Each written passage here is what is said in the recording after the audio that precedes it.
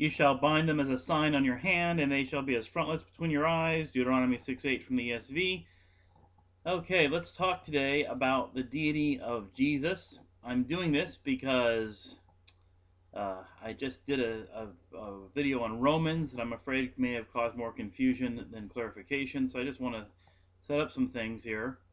The reason for this video is the Bible identifies the man Jesus with the God of Israel. He's both God and man. I take that as the biblical teaching as a whole. But knowing that is true doesn't mean the modern reader is always going to pick out the right texts that teach this. Okay, we get our theology from the Bible, the second person of Trinity, as Christians now say that phrase it. But then we kind of read that back in the text, and sometimes it doesn't belong there. Specifically, the term Son of God can have other references. Something I mentioned in the Romans video, the number 7 video for Romans. And I'm going to talk more about that in the next video. But right now, before I address that term, I want to show some of the proper texts, i.e. texts that show that Jesus is God. And there's many. I'm just going to deal with the Gospels primarily right now. In fact, I'm going to concentrate on Luke's Gospel because I can also use that for some other related reasons with this video. Alright, so the background, before we get into that, is Malachi 3:1 and following. Behold, I send my messenger, and he will prepare the way before me, and the Lord whom you seek will suddenly come to his temple, and the messenger of the covenant in whom you delight, behold, he is coming, says the Lord of hosts. Alright, that notice it. This person speaking says that he's going to prepare the way, or he's going to send a messenger to prepare the way before me. And who's speaking? It's this capital L-O-R-D in our English Bibles. This is the ESV, I believe. Lord, all caps, is a personal name of the God of Israel. Now, actually, that's a little bit misleading. It's not that it is the personal name. It's what we use and substitute for the personal name. The personal name is 4 Hebrew letters without consonants. It's roughly equates to YHWH, probably Yahweh or something like that. But it was not pronounced, at least at the time the New Testament was written, and Lord was used as a substitute in many cases, including in what we call the New Testament. So that's what's going on. But this is the God of Israel speaking. That's who Malachi is purporting to speak for. So that's what that before me means. He's going to send a message before Yahweh, for himself, the Lord of Israel, the Lord of hosts, God, the true God, according to the Bible. All right. So, look a little bit again, the background. The God of Israel is going to visit his temple. Alright, talks about that. And therefore, going to visit the whole land of Israel. He will first send a messenger to prepare the way. Pretty simple message. Alright. Now, the results are this. The Gospels of Mark and Luke claim that John the Baptizer, Jesus' cousin, was the messenger preparing the way in the fulfillment of Malachi 3:1. I'm not going to... It's right there at the beginning of Mark's Gospel. It quotes from Isaiah, but also it mashes it together with Malachi. And it's also in Luke, as we'll see.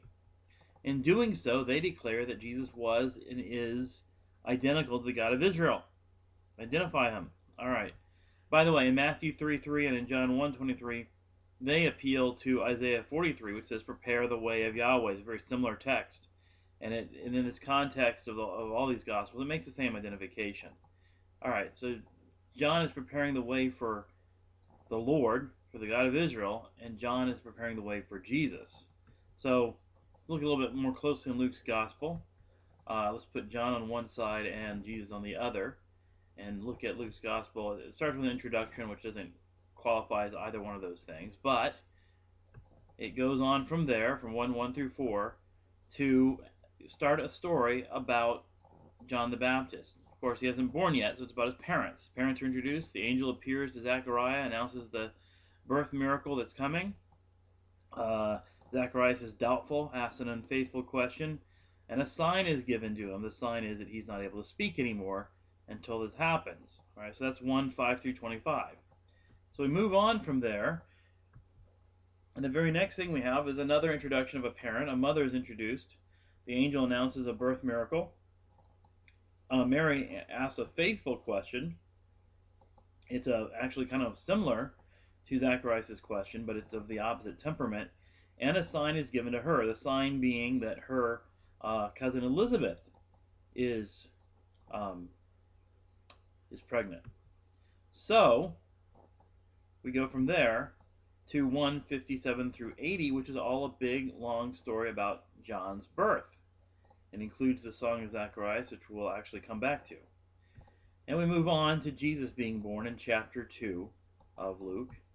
And then we move on to John serving or ministering. He starts preaching there at the Jordan and baptizing. And he gives a long piece there about what he's doing, what he's preaching, and it ends with him baptizing Jesus. And that's a transition for the rest of Luke's gospel, which goes on to talk about Jesus serving. So you have what I guess some commentators call step parallelism here. John goes first, and then Jesus does it in a greater way. Okay, so let's look again at, let's go back to 157 through 80, near to 80, it's where we have Zacharias. He, as a sign, as the angel promised, he gets his voice back when John is born, and he confirms that John is his name, and he sings about him in a prophetic way. So here's here's a couple of lines from his prophetic song. And you, child, obviously addressing his son John, and you, child, will be called the prophet of the Most High, and you will go before the Lord to prepare his ways. You will go before the Lord to prepare his ways. Malachi 3:1, I send my messenger, and he will prepare the way before me. Okay? Before the Lord, before me, Jesus is identified with Yahweh, the God of Israel. And in this way, and many others like it, we have affirmations that Jesus is, though he is a man, truly a man, he is also truly God. And I'll probably do more videos on that, or different passages about that at some point. But instead, I'm going to turn next to something else in Luke, where Luke uses the term Son of God in a way which we might not expect, and perhaps might misunderstand, for good reasons, but there's still other things to get out of Luke's gospel, and we should make sure we're reading him accurately and understanding his meaning. But that will wait till another video.